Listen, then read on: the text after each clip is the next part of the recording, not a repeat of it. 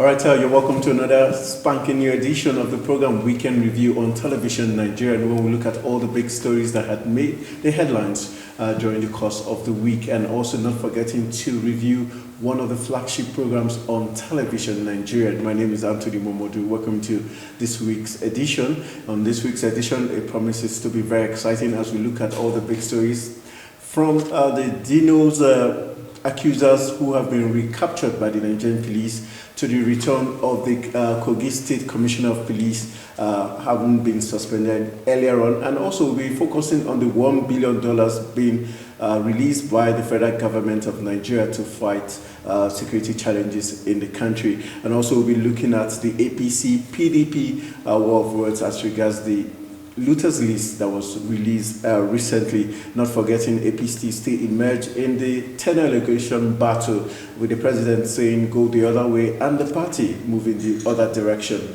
We'll also be going to the foreign scene when we look at issues playing out in South Korea as regards the former president, Ms. Park, who has been convicted and also heading to jail. Not forgetting Brazil's former president, Silva da Lula, who is also been sent to jail. We'll also be focusing on Sierra Leone, who has got a new president in the person of Julius Madabio, the new president of Sierra Leone. Also will be focusing on that. And my guest who will be doing justice to all this big story is no other person but a very reputed current affairs analyst in the person of Issa Aliyu Shatta. Welcome to the program. Thank you very much. All right, we'll go for a quick break. Once we come back from this break, we'll be focusing on all the big stories that made the rounds. Television Nigeria, broadcast beyond boundaries. All right, welcome back from that quick break. You're watching Weekend Review on Television Nigerian, and my name remains Anthony Momodu. Let's kickstart the program with the views of Issa as regards the release of $1 whopping billion by the president to fight insurgency. A lot of critics have kept saying this was a play out of what happened in 2014 when such a huge amount of money was also released by the then president, which was diverted towards the elections. Do you see the same thing playing out? Could critics be right? I don't think actually thunder will strike twice in a particular sport. I want to see a change like we've been clamoring in this government. Nigerians are very patient. We'll fold our hands and watch what actually plays out with the implementation of this $1 billion. But beyond that, I feel beside criticizing the release of the fund or what is meant for, let's critique the money itself. Okay. Yeah, yes, it's coming just a year or some months before the election. That is one. Secondly, what is the current security situation? Remember I told you earlier before now that I am actually particularly not too comfortable with the nomenclature they put around the $1 billion. Okay. You know, I said if they had said the $1 billion is meant for security, to fight insecurity in Nigeria, or it's for security votes, now people will understand that, okay, it's all encompassing. It's not just for Boko Haram, it's not just for insurgency, but it's looking critically at those insecurity that we have in the country. So I want to look at it beyond just fighting Boko Haram. If you ask me, what happens to the welfare of the men that are fighting this insurgency? I have friends who have died in the Northeast who have never been mentioned. They died like unknown soldiers, you know, in the Northeast. And they actually went through a lot of terrible experiences. The allowances were not paid as at when due. These are all the things we need to look about. It's beyond just getting equipment to fight insurgency, but you also need to look at the psyche of those that are fighting this insurgency. Are they well protected? Are they well catered for? You need to motivate the men who are going to be doing that. And beyond this, there's also a transition period for me that I feel will go beyond the military and handing over to civic authorities like the police. Has a training been conducted? What is the plan in place? If you tell me that all this plan is actually embedded in this $1 billion, people will understand where you're coming from. Yes, you said you want to buy fighter jets, the remaining you want to use it to augment the weapons that you have. How about the weapons that were purchased in the last administration? Because I'm quite aware that most of the equipment and weapons they are using at this moment is still the one that the previous administration purchased. So I feel we should look at it in a more detailed manner to be able to arrive at a conclusion. All right, let's go to Kogi State. A lot of things brewing in Kogi State. Over in the course of the week, we had the governor did sleep, fell and hurt his left foot, whatever that meant. That story we'll keep it on the down low. But the big story there is the fact that the Commissioner of Police for Kogi State has been reinstated, and also the alleged suspects of Dino's case have been recaptured. Still debatable. But for you, looking at the scenario playing out, suddenly the recapture of these persons who have not been truly confirmed as those who escaped, and the return of the Commissioner of Police, is something fishy there. It has been fishy right from the very beginning when they actually escaped. But one thing you want to ask yourself, criminals or alleged criminals that have this, public concern will be actually be given maximum security.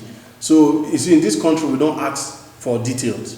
I'm not a security consultant, but you need to ask bit by bit. One, who were directly in charge of these accusers? Where did they keep them? How did they escape?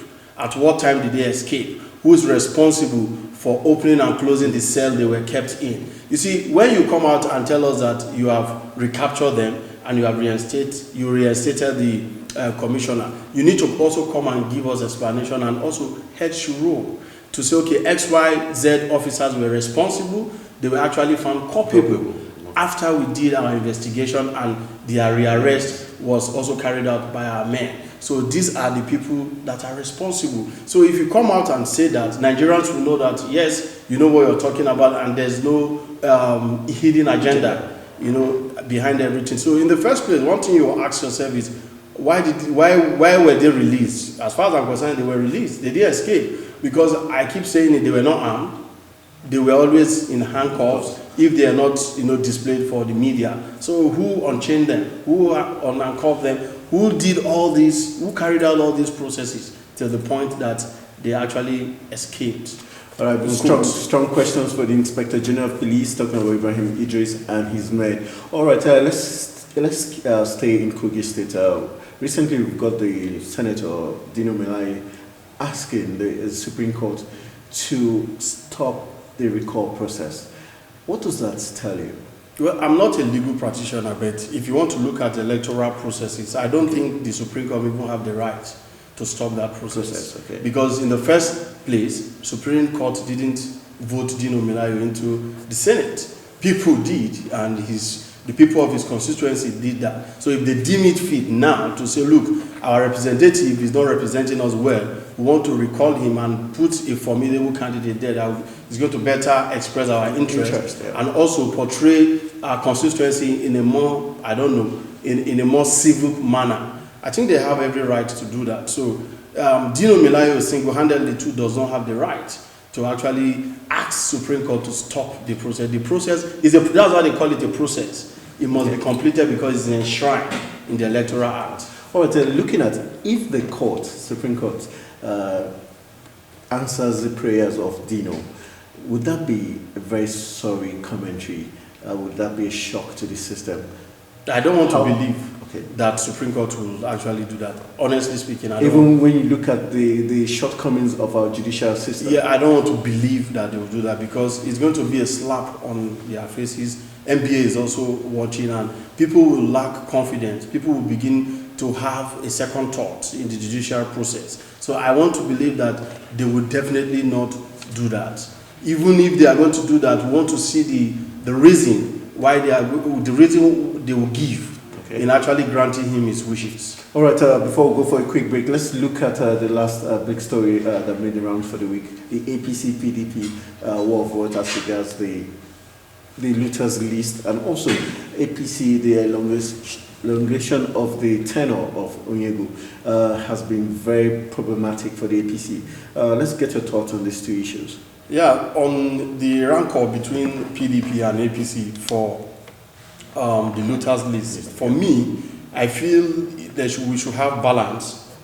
We should have a balance, because at some quarter, people will think, okay, if you cross carpet from PDP to APC, you are shielded. and no arms of the law can actually get to you. And people are also looking at the slow process or processes that is actually being seen around the corruption, the fight against corruption with the ruling party. Yes, the opposition party are saying that most of the people that are actually on that list have come out to expressly said they are not, they've not looted any fund. The truth is, if funds are looted and you have been accused, you've been taken to court, I think we should allow that process to complete itself. I rather see it being too slow because, again, the reason why it's too slow is probably we've not done our investigation right. Because if you've gotten every evidence against somebody, you need to nail that person. We shouldn't be seeing lists of people who have looted our money. We should see lists of people who have looted our money who are in jail. All right, as far as I'm concerned. Let's go to the elucidation of the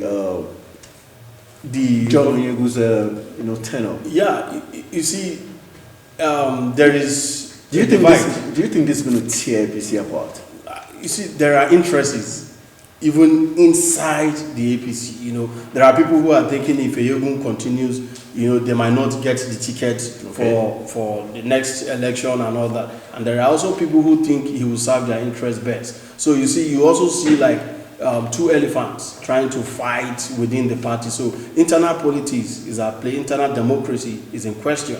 So like I said last week, if the president deemed it fit to say, look, let's allow internal democracy to take its course, I think they should allow that process to conclude or allow that process to take effect before they can actually come together and say they want to elongate, the tenure of their escorts. I feel critically that the internal democracy is a reflection of what you are seeing outside. Right. So they should practice what they preach.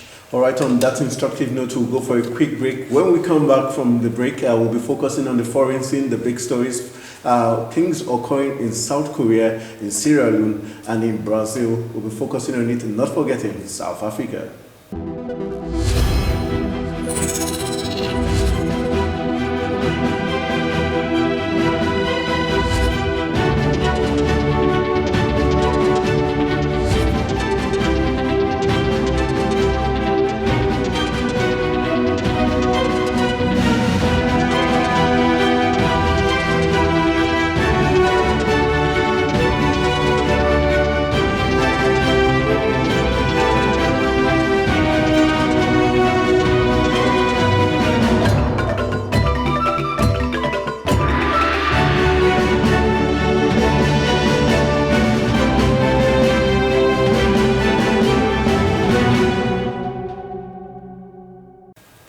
Alright, welcome back from that quick break. You're still watching Weekend Review on Television Nigerian. My name still remains Anthony Momodu, and I have my guest right here, Isa Ali Shatta, a current affairs analyst, helping us look at the big stories that have made this week so interesting. Alright, let's move over to the foreign scene. We just had South Korea conviction of the former president, Ms. Parker, who has contrarily said she has not done anything wrong, but she has been found guilty of money laundering, coercion, and all that. And looking at the fact that now she's going to go to jail for 30 long years, what can Nigeria and the African continent draw from South Korea's way of doing things? Processes and procedures, rule of law, rules of engagement. That is exactly what you're seeing today.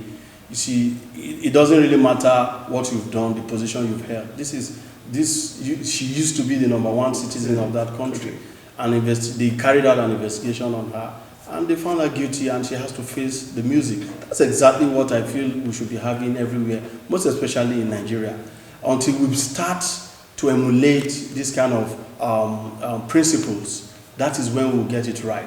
But I'm sad, if you ask me why, I'm sad because we've had a lot of women who are clamoring to actually be in position of authority, and if you're seeing an example like this, it's actually a disadvantage and a debranding to the women folks who actually are aspiring to become leaders in their own country. So that's the reason why I'm actually sad, and I want to believe a lot of women out there too will be sad that she is actually a bad example to all women. I want to, because there's a saying that when women occupy position of authority, they can abuse it even more than what the men are doing, and that's exactly what you're seeing playing out because of their emotions. That is just the reality. All right, a very sad reality there, but let's go to Brazil, where Lula da Silva, former president, is also facing some jail term for corruption charges. The issue in Brazil, are you very impressed with the fact that the people of Brazil insisted that Lula da Silva goes to jail regardless of his status as former president and the fact that he was supposed to vie for the October presidential elections? Yeah, that's exactly what we just discussed now in South Korea. If he did well when he was actually president. Yeah. He turned the economy around. You know, there was equitable distribution of wealth and all that. But one thing again, you will pinpoint from the entire situation is processes. You see, once, no matter your achievement, no matter what you have done, once you have actually flooded a particular process, you need to actually face the law. And that's exactly what is happening in Brazil. All right, let's come back to Africa, where we had the very sad commentary. We had the death of Winnie Mandela at 80 plus. Did South Africa actually miss something awesome in Winnie Mandela? Yes, they will, because she actually was a representative of Nelson Mandela. You know, the fact that she was also part of the struggle and actively at that, people will actually respect her for every moment she spent, you know, living in South Africa. And, you know, for her going again is a double miss for them, because they see her like a more alternative to Nelson Mandela. That's what keeps reminding them of the exploit of Nelson Mandela in South Africa. But, you know, there's a time to live and there's a time to die. And that this is our own moment, and she's gone. And I feel they should also, just like they did for Nelson Mandela, they should do a little monument to actually, you know, use it to remember her. Yeah. All right, still in Africa, we'll go to Sierra Leone, right here in West Africa. They've got a new president, in person of Julius Maada Bio. Are you impressed with the way the whole event went, having an ex-military man now become the president after a runoff election, and him being sworn in a hotel? Does that convince you that things are all well in Sierra Leone? Not at all. Yeah, if you look at what happened in Gambia, you know, and the same thing is Yahya Jammeh's issue, and that's exactly what we are seeing playing out, even though this wasn't as extreme as that of the Gambia. But one thing that is critical is we are saying we are of age in Africa. I feel we should begin to do things right. Let's not copy. Let's look inward. Maybe that's why we are a bit confused in Africa. Let's look inward. Let's look at those cultural beliefs that are actually peculiar to our own environment that can help shape our governance. Let's look deep into those cultural heritage. Maybe that will inform us to actually, you know, project ourselves in a very, very civic manner. That's exactly what I feel, because in our culture, we have respect, we have values, we have a lot of things embedded in them. So we shouldn't just throw them out. Let's marry them with whatever education we've gotten and try as much as possible to interpret and solve our own problem with our own solutions. I think that's the way I see things moving in the next years for Africa, and I feel the youths should actually come out more critically to participate effectively in governance. All right, as we wrap up, just a quick one line on one of the flagship programs on TVN, talking about the Patriots, where they looked at housing deficit in Nigeria. What's your view on housing deficit in Nigeria? Yeah, there's actually a debt in housing in Nigeria, and I feel that we've had mortgage banks, we've had a lot of establishments who actually want to intervene. But I've seen that the housing business is a very huge business. If we have low-cost housing estates, a lot of people will subscribe to it, and there's a period of time where you can pay small. People, you see people subscribing to that idea, and we have massive land, for crying out loud. The space is there. If we create an enabling environment, a lot of people want to participate in that process and intervene, because it's becoming a challenge. That's why you see a lot of people sleeping under the bridges. You see the cities overflooded with people who are ordinarily supposed to be in the peri-urban area or in the rural area, and they are supposed to be contributing in the agricultural sector. So that is also affecting the economy of the country. So if we can actually stem that tide, I think we'll be able to progress economically. All right, that's how we call it a wrap on today's edition of the program Weekend Review. I want to say a big thank you to Issa Ali Shatta, who is a current affair analyst, for his expert views on all the big stories we looked at right here in Nigeria and also on the foreign scene, and his views on the flagship program talking about the Patriots, where they look at housing deficit. My name remains Anthony Momodi. Special thanks to the entire production team from Josh to Bem, Donald, and everyone else who made this production come out awesome. Special thanks to you and to my guest, Aliu Shatta, for always being there for us. My name remains Anthony Momodi, saying have an awesome weekend. See you next week.